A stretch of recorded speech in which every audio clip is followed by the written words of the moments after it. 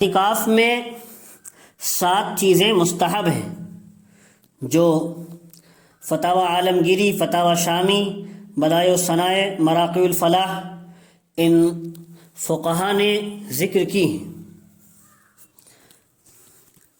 Number 1، نیک اور اچھی باتیں کرنا۔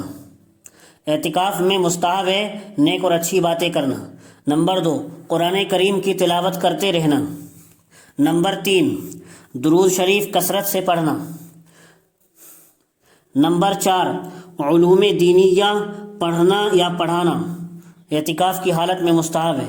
نمبر 5، وعظ و نصیحت کرنا، یہ بھی مستحب ہے۔ نمبر 6، جامع مسجد میں اعتکاف کرنا، یہ بھی مستحب ہے۔ نمبر 7، علوم دینیہ کا لکھنا یا لکھوانا، یہ بھی مستحب ہے۔ اور اعتکاف میں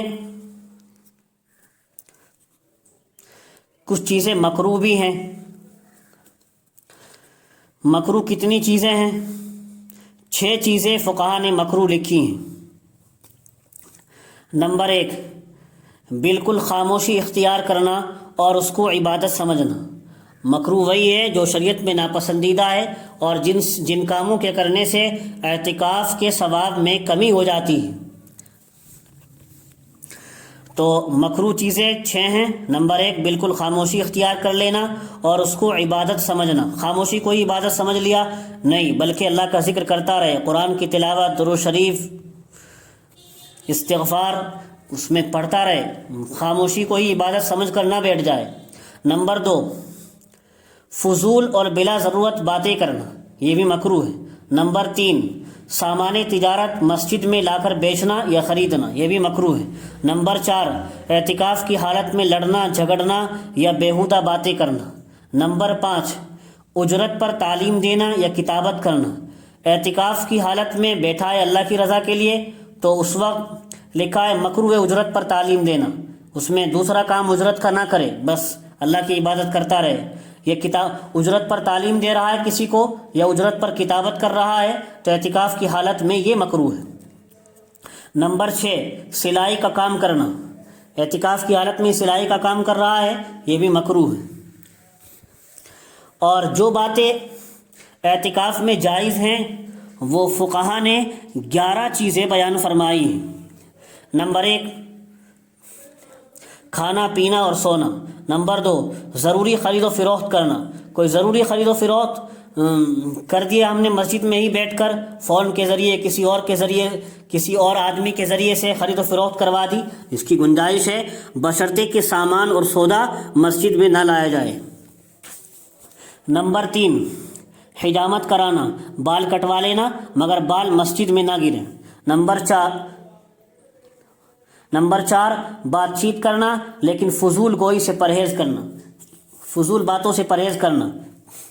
نمبر 5، نکاح یا کوئی اور عقد کر لینا، یہ بھی جائز ہے۔ نمبر 6، کپڑے بدلنا۔ نمبر 7، خوشبو لگانا۔ نمبر 8، سر میں تیل ڈالنا۔ نمبر 9، مسجد میں کسی مریض کا معائنہ کرنا۔ اگر یہ حکیم ہے مثلا جو اعتکاف کر رہا ہے تو اعتکاف کی حالت میں کسی مریض کا معائنہ کر سکتا ہے، خدمت خلق کے قبیل سے ہے، کسی کا نسخہ لکھ کر دے سکتا ہے، کسی کو دوا بتا سکتا ہے۔ نمبر 10 یہی ہے، نسخہ لکھ دینا، کسی کی دوا بتا دینا۔ نمبر 11، قرآن کریم یا دینی علوم کی تعلیم دینا۔ اعتکاف کی حالت میں جائز ہے قرآن کریم کی تعلیم دینا یا دینی علوم کی تعلیم دینا، جبکہ وہ بلا اجرت کر رہا ہو۔ اجرت کے ساتھ تو آیا کہ مکروہ ہے اعتکاف کی حالت میں۔ جن صورتوں میں اعتکاف ٹوٹ جاتا ہے وہ فقہا نے 9 صورتیں بیان فرمائی ہیں۔ نمبر 1، حوائج ضروریہ جو آپ کو پہلے بھی بتائی تھی، ضروری حاجات کتنی ہیں، ان کے سوا کسی اور مقصد سے باہر نکلنا، چاہے ایک لمحے کے لیے بھی، ایک سیکنڈ کے لیے بھی چاہے باہر نکلا ہو حاجات ضروریہ کے علاوہ، اس سے اعتکاف ٹوٹ جائے گا۔ واضح ہے کہ مسجد سے نکلنا اس وقت سمجھا جائے گا جب پاؤں مسجد سے اس طرح باہر نکل جائیں جس کو عرف عام میں نکلنا کہا جا سکے۔ یاد رہے اگر کوئی شخص مسجد سے صرف سر باہر نکالے تو اس کا اعتکاف فاسد نہ ہوگا، کیونکہ پاؤں باہر نہیں نکلے، اس کو باہر نکلنا نہیں کہا جاتا۔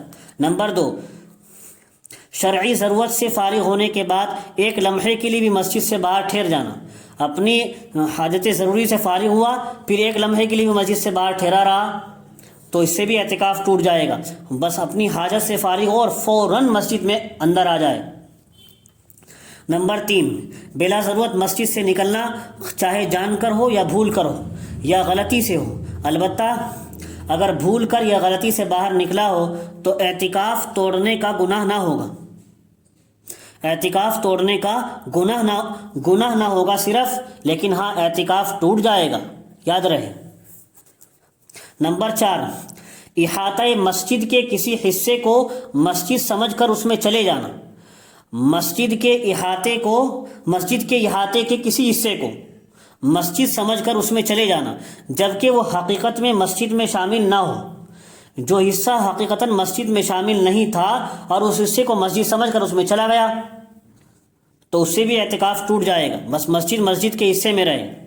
نمبر 5، روزے کا توڑ دینا، چاہے جان کر توڑا ہو یا غلطی سے توڑا ہو۔ رمضان میں اعتکاف کر رہا ہے، روزہ بھی ساتھ ہے، تو روزہ اگر توڑ دیا چاہے جان کر توڑا ہو یا غلطی سے توڑا ہو تو اعتکاف بھی ٹوٹ جائے گا۔ نمبر 6، کسی مریض کی عیادت کے لیے مسجد سے باہر جانا، اس سے بھی اعتکاف ٹوٹ جائے گا۔ نمبر 7، نماز جنازہ میں شرکت کے لیے مسجد سے نکلنا، نماز جنازہ میں شرکت کے لیے مسجد سے نکلے گا اعتکاف ٹوٹ جائے گا۔ نمبر 8، حالت اعتکاف میں صحبت کر لینا، چاہے جان بوجھ کر ہو یا بھولے سے ہو، دن میں ہو یا رات میں ہو، مسجد میں ہو یا مسجد سے باہر آ کر لی ہو۔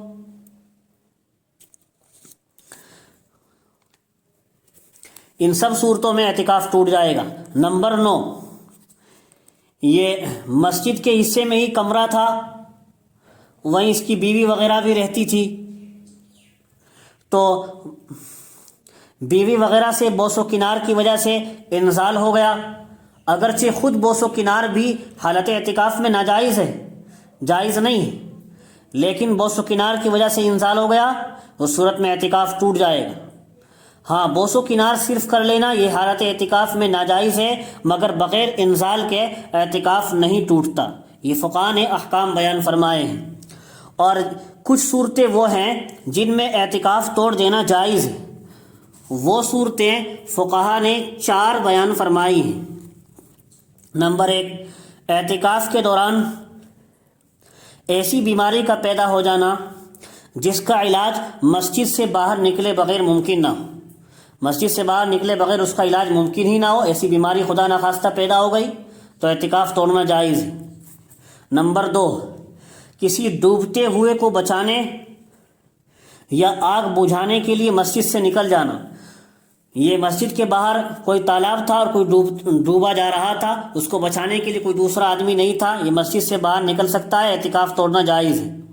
اور کسی کے گھر میں آگ لگی مسجد کے برابر میں تو آگ بجھانے کے لیے مسجد سے باہر نکل سکتا ہے، اعتکاف توڑنا اس وقت بھی جائز ہے۔ نمبر 3، ماں باپ یا بیوی بچوں کی سخت بیماری کی وجہ سے باہر نکلنا، ماں باپ میں سے کوئی سخت بیمار ہو گیا یا بیوی بچوں میں سے کوئی سخت بیمار ہو گیا اور ان کی تیمارداری کے لیے یا ان کا علاج کرانے کے لیے ان کو کہیں باہر ہاسپٹل میں لے جانے کے لیے کوئی دوسرا آدمی نہیں ہے، اعتکاف توڑنا جائز ہے۔ نمبر 4، کسی کو زبردستی مسجد سے باہر نکال لینا، مثلا حکومت کی طرف سے کسی جرم میں وارنٹ جاری ہو جائیں اور پولیس مسجد سے نکال کر لے جائے، یا قرض خواہ نکال لے، جس کا قرض چاہتا ہے وہ زبردستی مسجد سے باہر نکال لے جائے، تو ان تمام صورتوں میں باہر نکلنے سے گناہ تو نہ ہوگا مگر اعتکاف ٹوٹ جائے گا۔